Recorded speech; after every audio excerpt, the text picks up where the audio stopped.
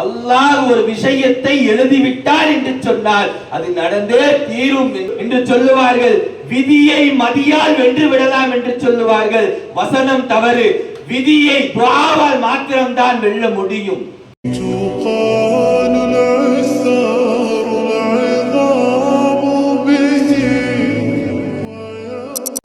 الحمد لله رب العالمين نحمده ونصلي على رسوله الكريم أما بعد فقد قال الله تعالى في القرآن العظيم الفرقان المجيد بعد أعوذ بالله من الشيطان الرجيم بفضل بسم الله الرحمن الرحيم كل لن يصيبنا إلا ما كتب الله لنا هو مولانا صدق الله العظيم أو كما قال عليه الصلاة والسلام كل شيء بقدر الله أو كما قال عليه الصلاة والسلام. இந்த விண்ணையும் மண்ணையும் படைத்து பரிபாலிக்கக்கூடிய அல்லாஹ்வுக்கே எல்லா புகழும். பொறுமையின் கடல் இஸ்லாத்தின் நிழல் நம் எம்பெருமானார் ரசூலே கரீம் நபி ஸல்லல்லாஹு அலைஹி வஸல்லம் அன்னவர்களின் மீதும் அன்னவர்களின் அடிச்சுவற்றை அப்படியே பின்பற்றி வாழ்ந்த உத்தம சத்திய சஹாபாக்கள், தாபிஈன்கள், தபஉ தாபிஈன்கள், நாதாக்கள், ஷுஹதாக்கள், வலிமார்கள், இந்த மன்றத்தில் அமர்ந்திருக்கக்கூடிய நம் அனைவர்களின் மீதும் அல்லாஹ்வின் அன்பும் அருளும் என்றென்றும் நின்றிருந்தவற்றுமாக ஆமீன். கலா கதிர் நாம் விளங்கவே முடியாத ஒன்று என்று சொன்னால் அது விதி. விதியை நம்மால் முழுமையாக விளங்கவே முடியாது. விதி என்பது அல்லாஹ்வுடைய இறை ஞானத்திலிருந்து இருக்கிறது. அல்லாஹ்வுடைய இறை ஞானத்தை ஒரு பேனாவிலே எழுதினோம் என்று சொன்னால் ஒரு கடல் அளவு மை இருந்தாலும் அல்லாஹ்வுடைய இறை ஞானத்தை எழுதிவிட முடியாது.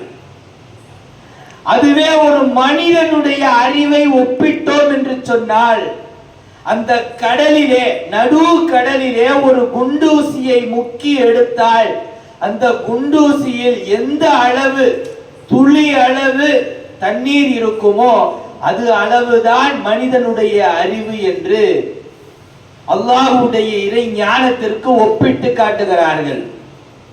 அப்படிப்பட்ட அல்லாஹ்வுடைய இறை ஞானத்திலிருந்து இருக்கக்கூடிய விதியை நம்மால் முழுமையாக விளங்கவே முடியாது. அலி ரலியல்லாஹு அன்ஹு அவரிடத்துல சென்று கேட்கிறார்கள், விதியை பத்தி சொல்லுங்களேன். அலி ரலியல்லாஹு அன்ஹு அவர்கள் சொல்லுகிறார்கள், அது அல்லாஹ்வின் ரகசியம் என்று சொல்லுகிறார்கள். மறுபடியும் கேட்கிறாங்க, இன்னும் கொஞ்சம் விளக்கமா சொல்லுங்களேன்.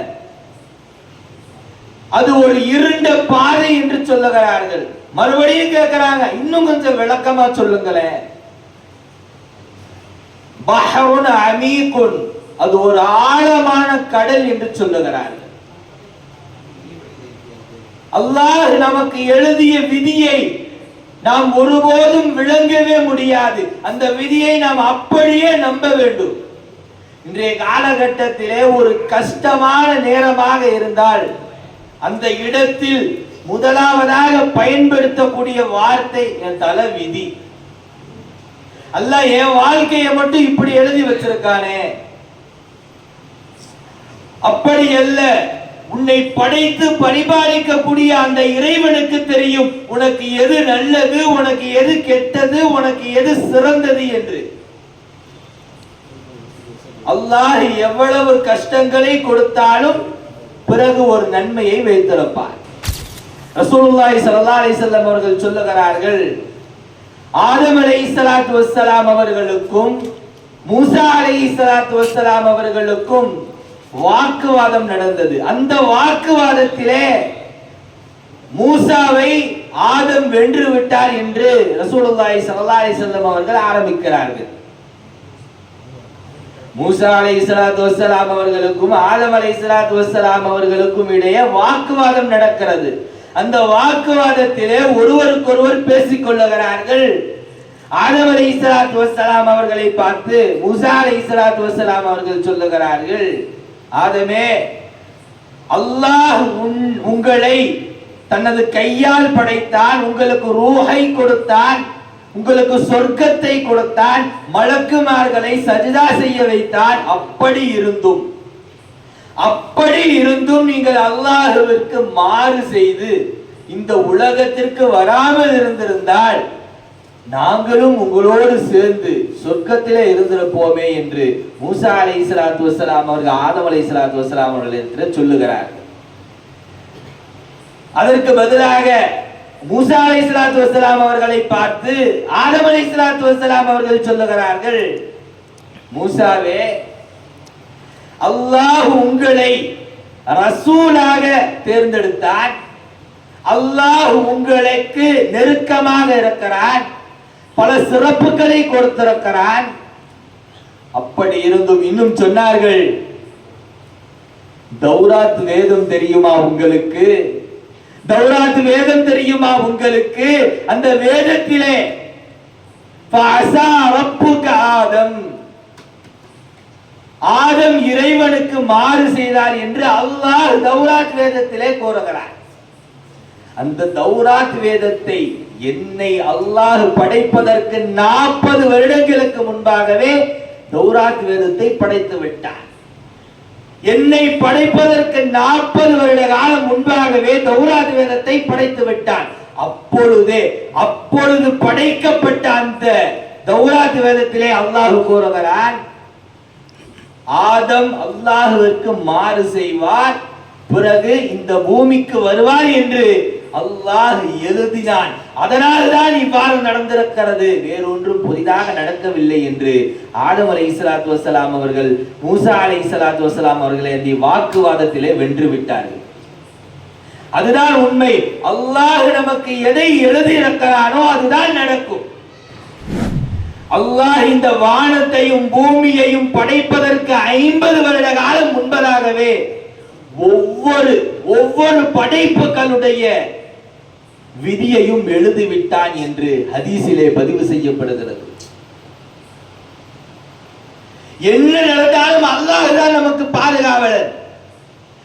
அல்லாஹ் தஆலா திருமறையிலே சொல்லி காட்டுகிறான், குல்லை யுஸீபனா இல்லா மா கதபல்லாஹு லனா ஹுவ மௌலானா.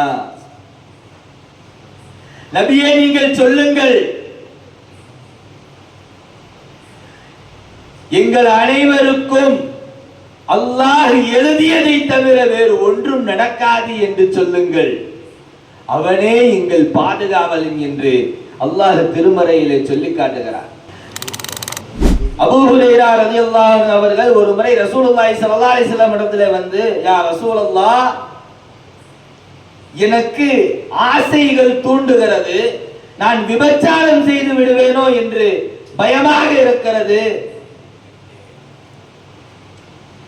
அதனால் என்னுடைய மர்மஸ்தானத்தில் அந்த தூண்டக்கூடிய நரம்பை நான் வெட்டி கொள்ளவா என்று கேட்கும் பொழுது ரசூலுல்லாஹி ஸல்லல்லாஹு அலைஹி வஸல்லம் அவர்கள் சொல்லுகிறார்கள், நீங்கள் எந்த நரம்பை வெட்டினாலும் சரி, அல்லாஹ் ஒரு விஷயத்தை எழுதிவிட்டார் என்று சொன்னால் அது நடந்தே தீரும் என்று ரசூலுல்லாஹி ஸல்லல்லாஹு அலைஹி வஸல்லம் அவர்கள் சொல்லுகிறார்கள்.